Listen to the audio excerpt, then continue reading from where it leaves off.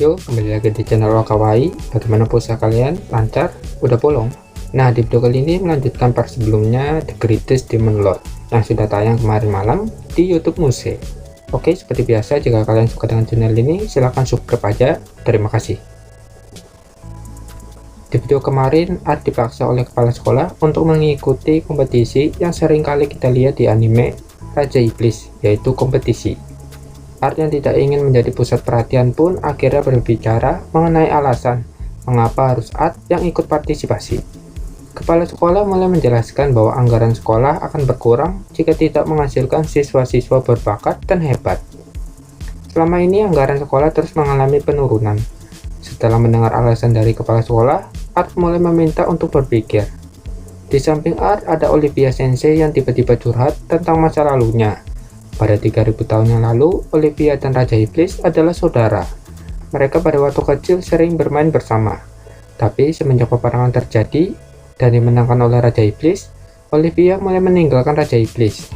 Saat ini Olivia ingin sekali meminta maaf kepada Raja Iblis mengenai dirinya yang telah meninggalkan Raja Iblis. Tapi dari sudut pandang Art, pada waktu itu, Art sempat membuat Olivia marah dengan memakan jatah makanannya, lalu kabur dan tidak kembali lagi. Lebih tepatnya momen terakhir sebelum reinkarnasi. Nah, Olivia itu tahu bahwa Raja Iblis melakukan reinkarnasi, sehingga Olivia terus bertahan hidup hingga sampai saat ini, demi bertemu dengan Raja Iblis. Art yang mendengar curhat sedih dari Olivia, ia ingin sekali berbicara bahwa ia adalah Raja Iblis. Tapi sebelum bicara, Olivia berkata, "Aku ingin sekali bertemu dengan Raja Iblis untuk meminta maaf dan melakukan balas dendam atas apa yang telah ia lakukan terhadap jatah makananku." Mendengar perkataan dari Olivia membuat Art ketakutan. Olivia berkata lagi, "Jadi Art, kau harus ikut partisipasi turnamen untuk mengetahui siapa kamu sebenarnya." Scene berpindah pada jam pulang sekolah. Art dan Irena sedang berjalan bersama. Sebelumnya Art meminta kepada kepala sekolah untuk memberikannya waktu. Lalu di saat itu, tiba-tiba, Ginny datang berlari ke arah Art dan Irena. Ginny yang sangat cantik pun akhirnya mengungkapkan bahwa ia suka kepada Art, dan mengajaknya kencan. Art yang dulunya jomblo, jelas sekali tidak tahu apa-apa mengenai kegiatan kencan. Ginny berkata dengan wajah polosnya, "Dame desu ka?" Art yang notabene lemah iman pun menjawab, "Ya bisa." Di sisi lain, Irena tidak terima dengan semua itu. Ia melihat ke arah Ginny dan berkata, "Aku juga mau ikut." Ginny menjawab, "Tentu saja boleh. Aku tidak ingin memonopoli Art seorang diri. Lagian, Art nantinya akan jadi harem." Selir pertama Irena dan selir kedua Ginny. Impian Art Meteor akhirnya terwujud juga kan sebagai harem. Irena yang merupakan gadis polos tentu saja tidak tahu arti sebuah kata harem. Ia pun bertanya kepada Art. Tapi sebelum Art menjawabnya, Ginny langsung membisikkan telinga Irena, "Apa itu harem?" Singkat cerita, esok hari pun tiba. Ginny tiba di depan asrama milik Art dengan pakaian kasual seperti layaknya kencan. Tapi Irena yang masih polos tentu tidak bisa menyiapkan baju kasualnya, mengingat acara kencan diadakan mendadak. Akhirnya Irena menggunakan seragam sekolah. Sementara itu, Ginny mulai menyinggung pakaian Irena dengan wajah yang penuh senyum. Irena semakin marah dan ngambek mengingat sebelumnya Irena tidak setuju dengan ide harem yang ada di pikiran Ginny. Singkat cerita, kencan mereka dimulai, mulai dari tur ibu kota kerajaan, melihat perpustakaan, dan teater. Setelah selesai, Ginny memegang tangan Art dan menempelkannya di opai besar miliknya. Namun, sensasi yang dirasakan oleh Art itu sangat lembut bagaikan kue bulu. Yap, Ginny tidak memakai bra sama sekali. Hal itu membuat wajah Art sangat merah.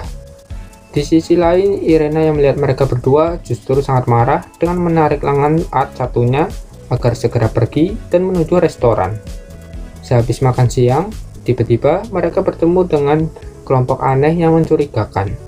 Irena sempat berpikir bahwa kelompok itu mungkin akan membunuh ratu yang ada di kota tersebut. Mendengar isi pikiran dari Irena, Art berinisiatif mengikuti kelompok aneh tersebut. Ia sangat yakin jika itu memang benar yang diucapkan Irena, maka Art akan membantu mengalahkan kelompok itu, dan sebagai imbalannya Art akan meminta dana anggaran agar masalah sekolah terselesaikan. Begitupun dengan Art yang tidak ingin ikut partisipasi di turnamen. Setelah mengikuti kelompok aneh tersebut, mereka bertiga tiba di sebuah selokan besar yang ada di bawah ibu kota. Sambil menelusuri selokan tersebut, tiba-tiba mereka dihadang oleh puluhan pria dan wanita yang menyergap mereka. Ternyata kelompok tadi mengetahui bahwa Art, Irena, dan Ginny mengikuti mereka. Penjahat itu mulai mengancam dengan menggunakan sihir khusus yang dapat membakar organ tubuh dari dalam. Perkataan itu sangat mempan terhadap Ginny dan Irena yang sudah ketakutan, keringatan, pucat. Tapi berbeda dengan Art yang malah tertawa. Sontak itu membuat penjahat merasa bahwa Art harus dihabisi. Pemimpin penjahat itu menyuruh anak buahnya untuk melancarkan sihir khusus yang sudah disiapkan. Seketika tubuh Art terbakar oleh api. Irena dan Ginny yang berada di sampingnya tambah panik. Akan tetapi kobaran api tersebut mulai menghilang. Baju yang robek akibat api juga sudah dipulihkan lagi oleh Art. Pemimpin penjahat itu berkata, "Hebat juga kau, tapi organmu akan terbakar dari dalam." Tiba-tiba di mulut Art keluar asap. Tapi Art dengan wajah yang biasa saja tidak merasakan sakit. Salah satu penjahat tersebut mulai panik, bahkan pemimpinnya juga panik. Art yang tidak ingin membuang waktu dengan permainan kecil tersebut, akhirnya ia menghancurkan segel sihir khusus dengan satu jari. Kemudian Art menjentikan jarinya, seketika di atas kepala para penjahat mengeluarkan energi listrik dan membuat semuanya pingsan, kecuali pemimpin. Art berkata, "Aku sengaja meninggalkanmu, aku ingin tahu siapa yang menyuruhmu." Penjahat itu yang tidak mau diinterogasi oleh Art sang monster, ia mengeluarkan semua kekuatannya dan berubah menjadi ras iblis.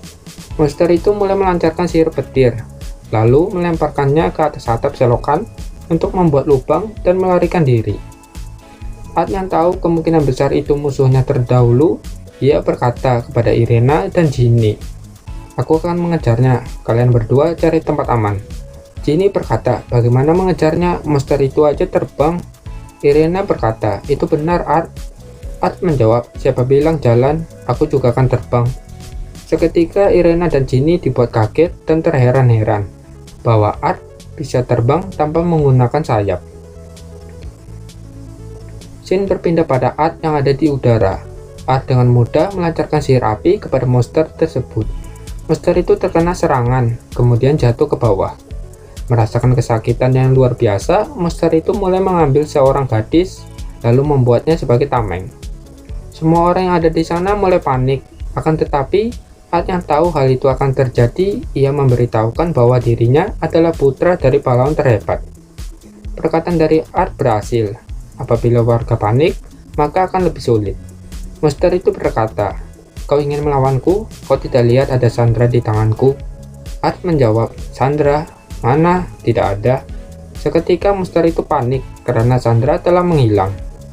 Itu disebabkan Art yang menggunakan sihir ilusi kepada monster tersebut. Melihat musuh berat sebelah, monster itu mulai terbang ke atas langit dan berusaha melarikan diri. Art berkata, "Percuma, kau tidak akan bisa kabur dari sihirku." Di tangan Art mengeluarkan sihir cahaya, lalu ditembakkan ke arah monster tersebut. Monster itu terkena sihir dan hilang dalam sekejap, hingga sihir itu menembus langit. Namun, sihir barusan tidak membuat monster itu mati. Art melakukan hal itu dengan sengaja agar bisa menguak informasi. Tapi ketika Art mendekati monster yang terjatuh dari atas langit, monster itu sudah bunuh diri, sekaligus menghancurkan jiwanya. Art berkata, "Boleh juga, kalau begini aku tidak bisa menghidupkannya." Aksi heroik Art mulai disoraki oleh para warga. Berkat aksi tersebut, Art dipanggil oleh kesatria kerajaan untuk menemui sang ratu. Singkat cerita, Art tiba di sebuah kastil dengan ditemani oleh Irena. Di sana, mereka berdua mendapat cacian dari keluarga bangsawan yang tidak terima terhadap pahlawan terhebat. Mungkin alasannya mereka tidak terpilih menjadi pahlawan. Namun, Art yang ingin menjadi orang biasa, ia tidak memperdulikan tatapan yang ada pada mereka semua. Akhirnya mereka berdua tiba di sebuah aula sang ratu, yang tentu saja ditemani oleh menteri-menterinya yang tidak suka dengan rakyat bawah. Sang ratu pun keluar dengan tubuh seksoinya, bahkan lebih cantik dari Irena dan Ginny. Ratu itu berjalan dengan anggun dan duduk di singgasananya. Ratu ini bernama Rosa. Rosa bertanya kepada Art mengenai aksi heroiknya. Art yang tidak pernah bertemu dengan raja ataupun ratu di masa sekarang, ia tidak tahu harus berbuat apa. Pada akhirnya Art mengingat pada kejadian 3000 tahun yang lalu, ketika ia menjadi Raja Iblis. Semua bawahannya selalu menjawab iya setiap kali ditanya oleh Art. Maka dari itu, Art menggunakan metode tersebut. Rosa bertanya, "Kau mengalahkan Raja Iblis sendirian?" Art menjawab, "Ya." Rosa berkata, "Seperti yang diharapkan dari putra pahlawan terhebat?" Art menjawab, "Ya." Rosa berkata, "Baiklah, aku akan memberikan hadiah." Art sekali lagi menjawab iya. Sehingga tibalah pernyataan terakhir dari Rosa. "Kamu akan menjadi suamiku." Art spontan menjawab iya. Lalu selang beberapa detik ia tersadar dengan pernyataan dari sang ratu. Seketika semua yang ada di sana mulai kaget, termasuk Art, bahkan Irena hanya bisa terdiam. Rosa berkata, "Kau masih belum tahu maksudnya ya? Kalau begitu, maukah kau membuat bayi denganku?" Rosa berdiri dari singgasananya dengan beringas. Namun salah satu dari menterinya berkata, "Yang mulia, apakah yang mulia sudah gila? Mereka hanyalah orang biasa, dan yang mulia adalah ratu. Itu tidak bisa terjadi." Rosa berkata, "Baiklah, anggap saja tadi lelucon. Kalau begitu, bagaimana dengan hadiah sebagai penyihir terhebat nomor 5 di kerajaan?" Pernyataan barusan dari Rosa jelas sekali ditolak oleh Perdana Menterinya. Bahkan di dalam hati Art juga menolak, karena ia takut jika kabar ini terdengar oleh Olivia, maka hidupnya akan terancam. Sedangkan salah satu menteri dari Rosa bertanya kepada Art, "Apa yang kau inginkan, nak?" Art menjawab, "Aku ingin sekolah kami mendapatkan anggaran lebih." Rosa menjawab, "Hah? Hadiah sekecil itu? Itu tidak ada gunanya bagimu." Akan tetapi Rosa yang belum menyerah dengan sosok Art yang notabene jelas ikemen, kuat, overpower pun akhirnya memberikan hadiah berupa kursi kedua di kerajaan tersebut. Alhasil para menteri meminta kepada sang ratu agar memberikan waktu kepada Art untuk menyelesaikan administrasi. Keesokan harinya, Art berada di bawah pohon halaman sekolah. Ia mengingat kejadian setelah Art mendapat nilai 300 poin dalam ujian Dungeon. Art saat ini menjadi lebih populer dari sebelumnya, karena Art banyak sekali mendapat surat Kokuhaku. Di momen itu, Art hanya ingin mendapat seorang teman, tanpa harus melakukan hubungan lebih. Dia juga berkata bahwa dirinya tidak ada waktu untuk melakukan hal itu. Alhasil, sebagian besar ciwi-ciwi yang sudah menyatakan perasaannya mulai menerima sebagai friendzone, dan sebagiannya lagi hanya bisa menangis dan pergi meninggalkan Art. Alasan sebenarnya adalah Art tidak ingin Irena menjauh darinya. Walaupun saat ini sikap Irena terhadap Art bawaannya selalu bad mood. Apapun yang dilakukan Art selalu salah, sehingga Art tidak tahu harus berbuat apa. Singkat cerita, malam pun tiba. Art yang masih berpikir bagaimana caranya agar bisa baikan dengan Irena pun tidak menemukan solusi. Sehingga suara ketukan pintu terdengar olehnya. Art yang sangat yakin bahwa itu Irena, ia langsung bergegas dan membukakan pintu. Namun itu bukan Irena, melainkan Ginny yang sudah memakai pakaian Scubus. Ginny sudah tahu bahwa akhir-akhir ini Art selalu mendapat surat pengakuan dari ciwi-ciwi, sehingga ia tidak mau bahwa dirinya tidak mendapatkan jatah pertama. Art yang pada saat itu jelas sekali tidak bisa berbuat banyak hal. Wajarlah MC overpower selalu lemah iman. Akhirnya Ginny mendorong Art jatuh ke kasur, dan Ginny berada di atasnya. Ginny berbisik di telinga Art dengan kata, "Ini pertama kali, jadi mohon bantuannya." Oke kan, mungkin segitu aja di video kali ini. Kita lanjutkan part selanjutnya. Adios.